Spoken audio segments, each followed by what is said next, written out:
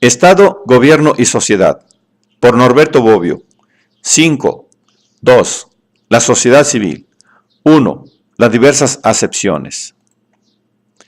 En el lenguaje político actual, la expresión sociedad civil es conocida generalmente como uno de los términos de la gran dicotomía sociedad civil-Estado, lo que quiere decir que no se puede determinar su significado y delimitar su extensión más que refiriendo y delimitando al mismo tiempo el término Estado.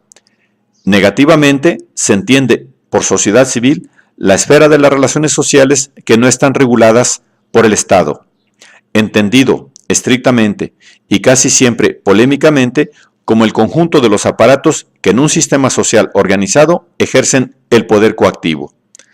Se remonta a August Ludwig von Schlosser, 1794, y es continuamente retomada en la literatura alemana sobre el argumento, la distinción entre sociedad civil sin poder central y sociedad civil con poder central, donde la segunda expresión indica lo que en la gran dicotomía se designa con el término Estado, en un contexto en el que, como se verá más adelante, todavía no nacía la contraposición entre la sociedad y el Estado, y bastaba con un solo término para designar uno y otro, aunque con una distinción interna de especie.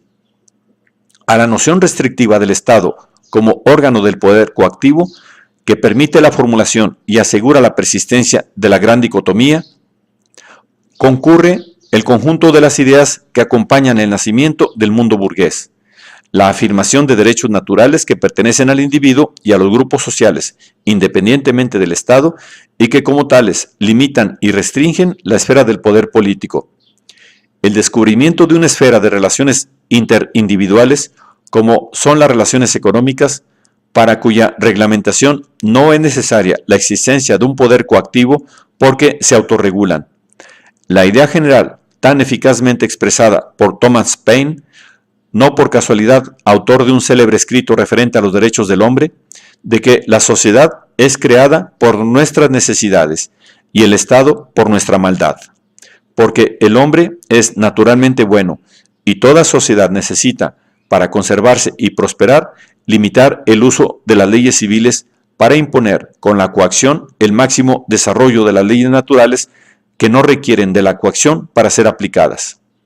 En suma, la dilatación del derecho privado, mediante el cual los individuos regulan sus relaciones guiados por sus intereses reales, de los que cada uno es iudex in causa sua, en detrimento del derecho público o político, donde se ejerce el imperium, entendido como el mando del superior, que como iudex super partes tiene el derecho de ejercer el poder coactivo.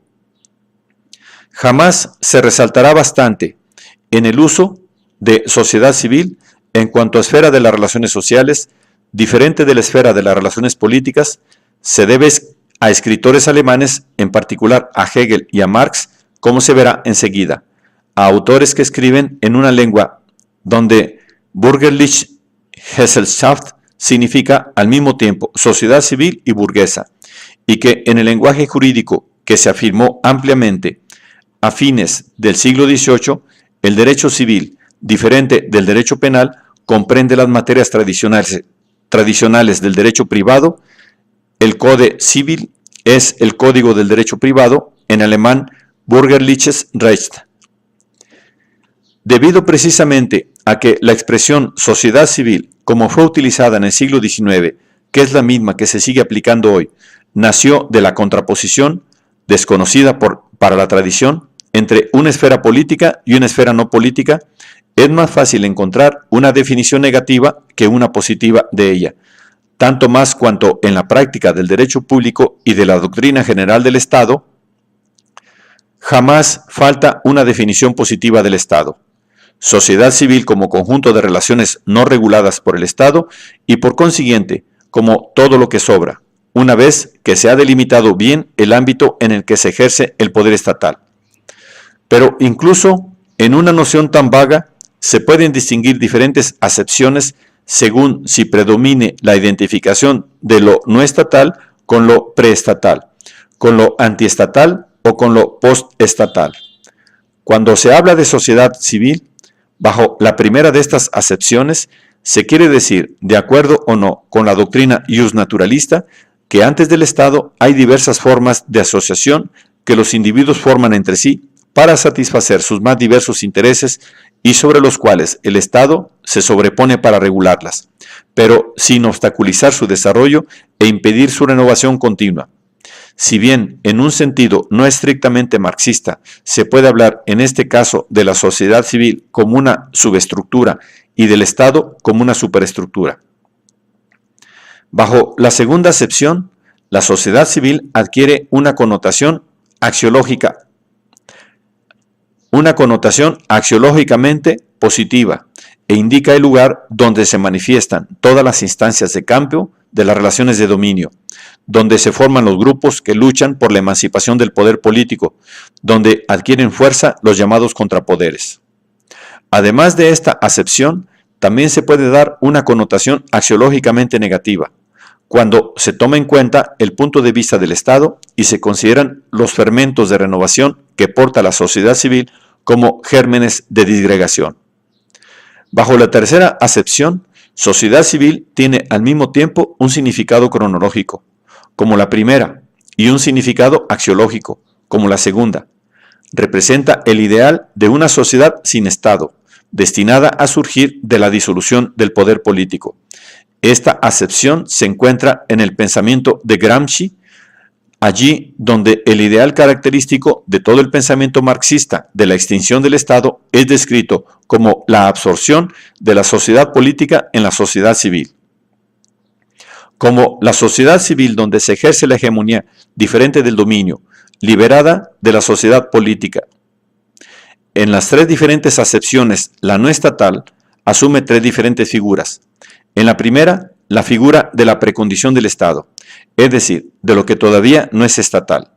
En la segunda, de la antítesis del Estado, o sea, de lo que se presenta como alternativa frente al Estado. En la tercera, de la disolución y fin del Estado. Es más difícil dar una definición positiva de la sociedad civil, porque se trata de hacer un repertorio de todo lo que confusamente se puso dentro de la valija de la exigencia de circunscribir el ámbito del Estado.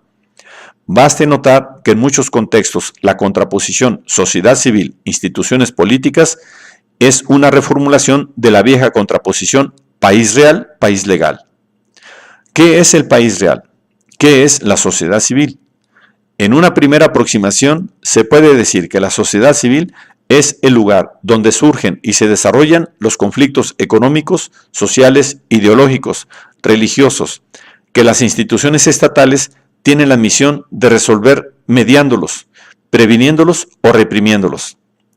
Los sujetos de estos conflictos y por tanto de la sociedad civil, precisamente en cuanto contrapuesta al Estado, son las clases medias, o más ampliamente los grupos, los movimientos, las asociaciones, las organizaciones que las representan o que se declaran sus representantes.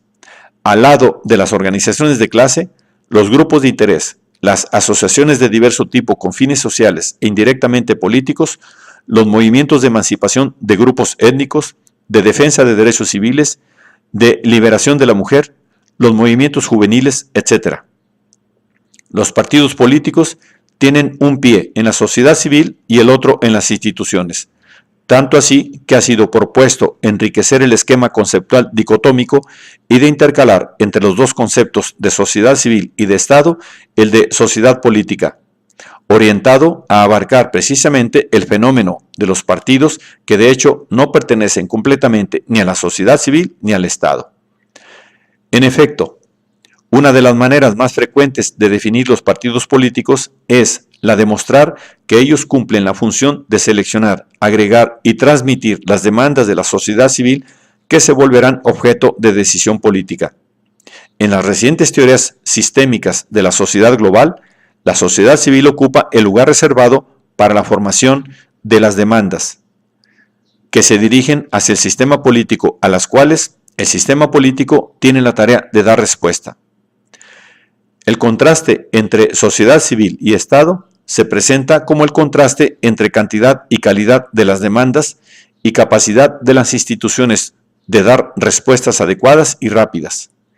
El tan debatido tema de la gobernabilidad de las sociedades complejas también puede ser interpretado en los términos de la clásica dicotomía sociedad civil-Estado. Una sociedad se vuelve más ingobernable en cuanto más aumentan las demandas de la sociedad civil y no aumenta paralelamente la capacidad de las instituciones para responder a ellas. Más aún, la capacidad de respuesta del Estado ha alcanzado límites, quizá insuperables, de donde proviene el tema, por ejemplo, de la crisis fiscal. Estrechamente relacionado al tema de la gobernabilidad, aparece el tema de la legitimación. La ingobernabilidad produce crisis de legitimidad. También este tema puede ser interpretado en los términos de la misma dicotomía. Las instituciones representan el poder legítimo en el sentido weberiano de la palabra, o sea, el poder cuyas decisiones son aceptadas y realizadas en cuanto son consideradas como emanadas de una autoridad a la que se reconoce el derecho de tomar decisiones válidas para toda la colectividad. La sociedad civil es la sede donde se forman, especialmente en los periodos de crisis institucional, los poderes que tienden a obtener su legitimidad incluso en detrimento de los poderes legítimos, donde, en otras palabras, se desarrollan los procesos de deslegitimación y de relegitimación. De aquí la frecuente afirmación de que la solución de una crisis grave que amenaza la sobrevivencia de un sistema político debe buscarse ante todo en la sociedad civil, donde se pueden encontrar nuevas fuentes de legitimación y por tanto nuevos espacios de consenso. En fin, en la esfera de la sociedad civil también se ubica normalmente el fenómeno de la opinión pública, entendida como la expresión pública del consenso y disenso con respecto a las instituciones, transmitida mediante la prensa, la radio, la televisión, etc. Por lo demás, opinión pública y movimientos sociales caminan de la mano y se condicionan mutuamente. Sin opinión pública, lo que más concretamente significa sin canales de transmisión de la opinión pública, que se vuelve pública precisamente porque es transmitida al público, la esfera de la sociedad civil está destinada a perder su función y finalmente a desaparecer. En último término, el Estado totalitario, que es el Estado en el que la sociedad civil es absorbida completamente en el Estado, es un Estado sin opinión pública, o sea, con una opinión oficial solamente.